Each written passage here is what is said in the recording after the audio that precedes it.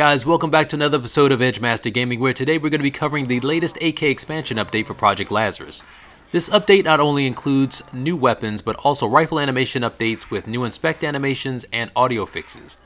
But before we get started, guys, please show your support by clicking that like and subscribe button below. Also, don't forget to check out the description box for timestamps as well as other site links that help support EdgeMasterGaming. Alright guys, let's get started. First on our list is the AK expansion Gamepass itself. Now, if you don't know how to access it, just go here from the main page and select Store, and from here you'll be able to buy the Gamepass for 349 Robux. Alright, so the first weapon on our list is the AKS-74U. This new submachine gun carries 30 in the magazine and has 270 reserves. It has a good fire rate with some recoil, and it can one-shot with double tap up to round 10. Now let's see this gun in action.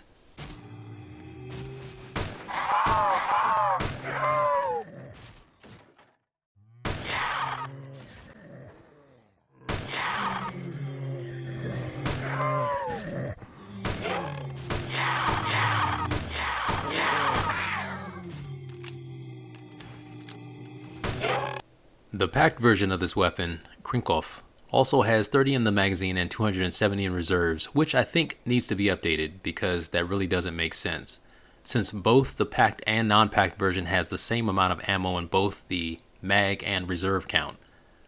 But moving on, it carries the Anarchy module, where kills grant stacks that increase damage by 10% and fire rate by 5% for 3.5 seconds. It stacks up to 5 times. So what this means is that the kills stack up to 5 times for 150% max damage and 125% max fire rate, for as long as you continue to kill the zombie within the 3.5 second window. Once it reaches its max after the 3.5 second window is over, you'll lose your damage and fire rate buff, starting the process all over again. So let's check out the gun here.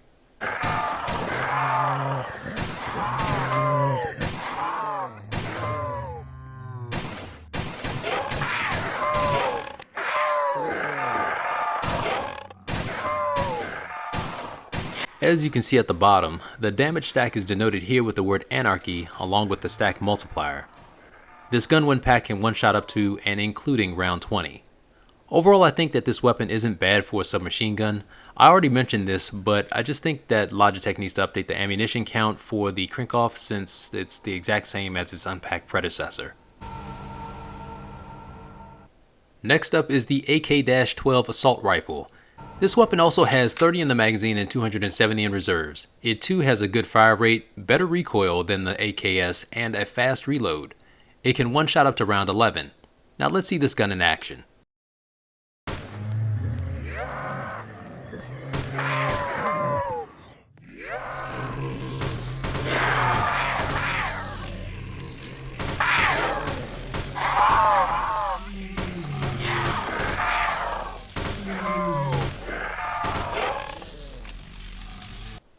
The packed version of this weapon, the Regime, has 45 in the magazine and 360 in reserves. It carries the Cold Heart module, where kills grant stacks that increase damage by 5% up to 200% total damage. Stacks reset upon taking damage. Now let's see this gun in action.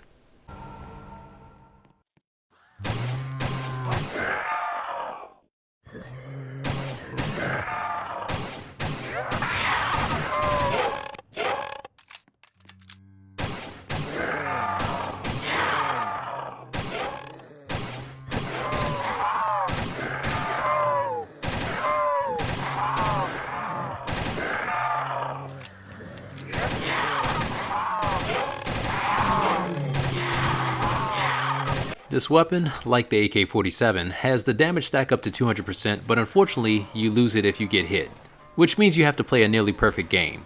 Well, maybe not so perfect, because I found out that you only lose the damage stack if the weapon is equipped when you're hit, which is a good thing. On top of that, it can one-shot up to round 22, and is a nice addition to the game.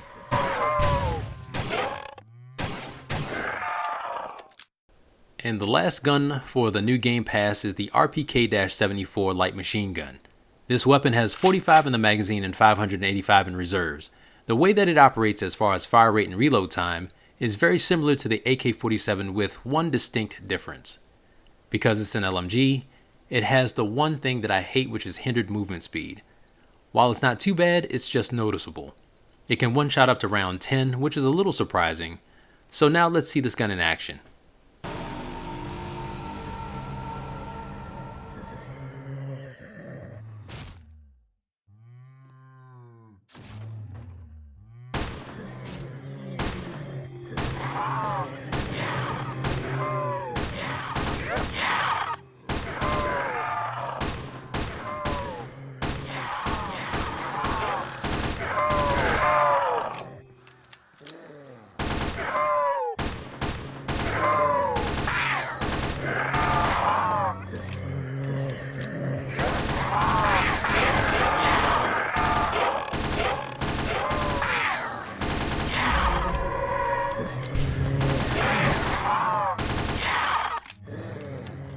The packed version of this weapon, Resonance, has 75 in the magazine and 825 in reserves. It carries the kill tally module where kills grant stacks that increase damage by 10% until stowing or reloading. It stacks up to 10 times. So what this means is that the kills stack up to 10 times, allowing 200% maximum damage for as long as you do not stow away or reload your weapon, which resets the damage buff. You'll be able to see the damage stack at the bottom of the screen from the kill tally count. Now let's see this gun in action.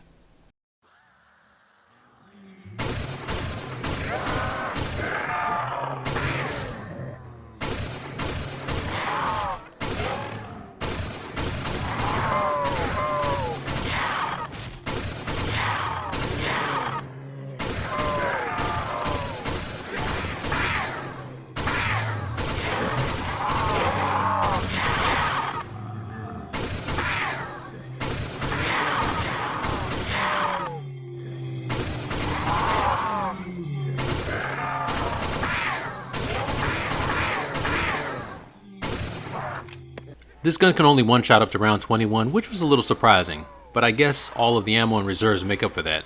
Overall, out of the three guns, I really like the AK-12 the most. It has better damage, no hindered movement speed, faster reload, and nice damage stack. You know, all of the great things that you want in a weapon, right? Do I think that this Gamepass is worth it?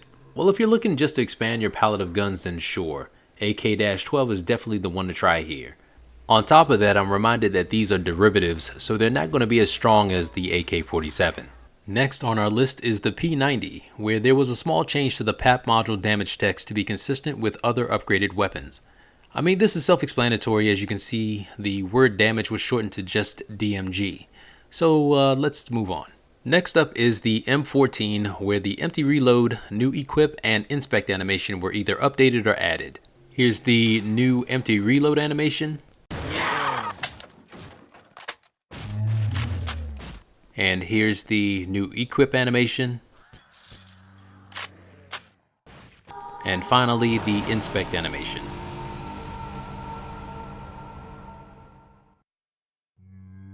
Next gun is the SKS, where they updated the inspect animation. And here it is.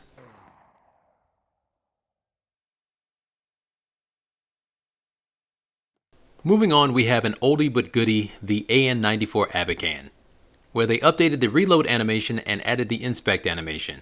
So here's a look at the reload animation. And here's a look at the inspect animation.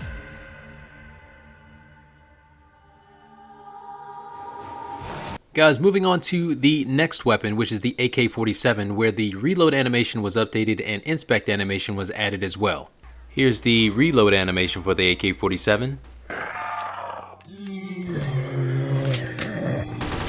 And here's the new inspect animation.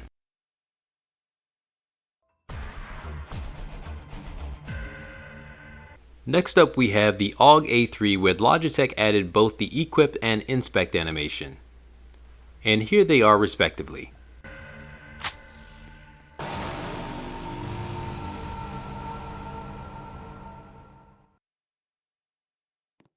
Following the AUG A3, we have the F2000, where the new inspect animation was also added. See the new animation here.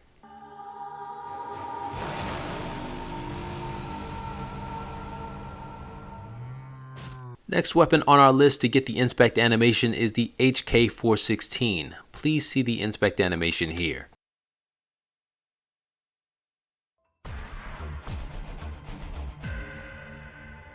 Alright guys, next up is the M16A4, which also added the inspect animation. And here it is for your viewing pleasure.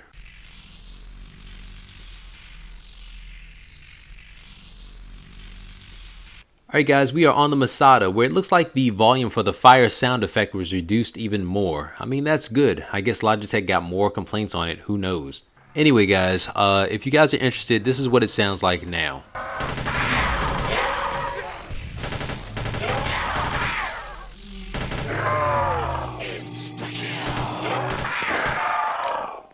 And here we have our last two guns that had the inspect animation added. First is the SL9SD. And last is the M4 SOP MOD II.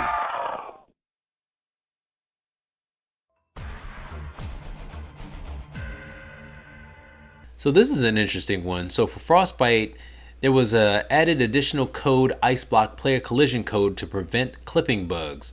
Also, a bug was fixed where the freeze zone would be permanently stuck on the map. Now I've heard about the clipping bugs, but I've never seen the freeze zone get permanently stuck on the map. That's actually kind of funny. So up next we have minor adjustments to both graduation and research, where on graduation they just updated the wall weapon models, fixed a tiny gap in one of the power room walls, and for research they added a few pathfinding nodes to refine zombie tracking. Both of these seem pretty straightforward, so I'm not going to cover it here. Next on our list we have store menu, where there was a store page added for game passes when in purgatory. And if you're not familiar with this, let's take a look here. This is pretty cool. So when you're in purgatory, you can click here on store, and when the menu opens, you can see which game passes you currently own.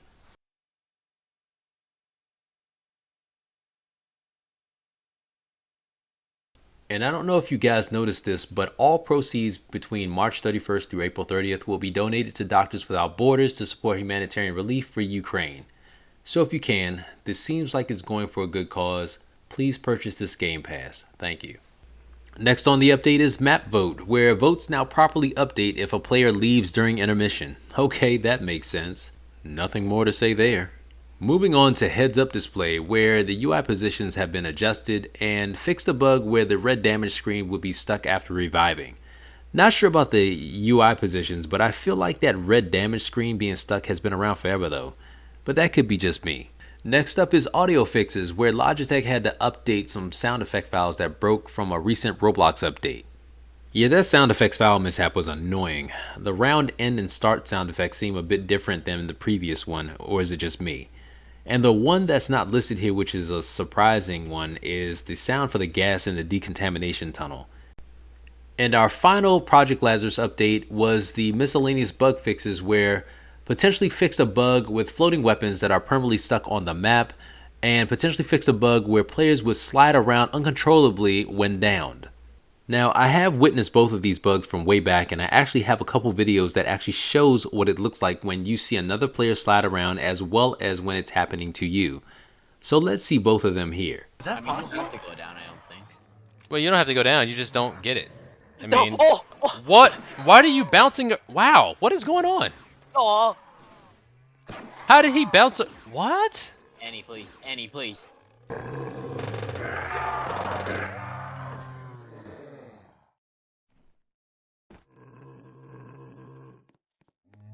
Well guys, that's going to bring our update video for Project Lazarus to a close. What do you guys think about the new guns? Do you like them? Do you feel that the pass is worth it? Please let me know in the comment section down below. And as always guys, remember to have fun, take care, and God bless.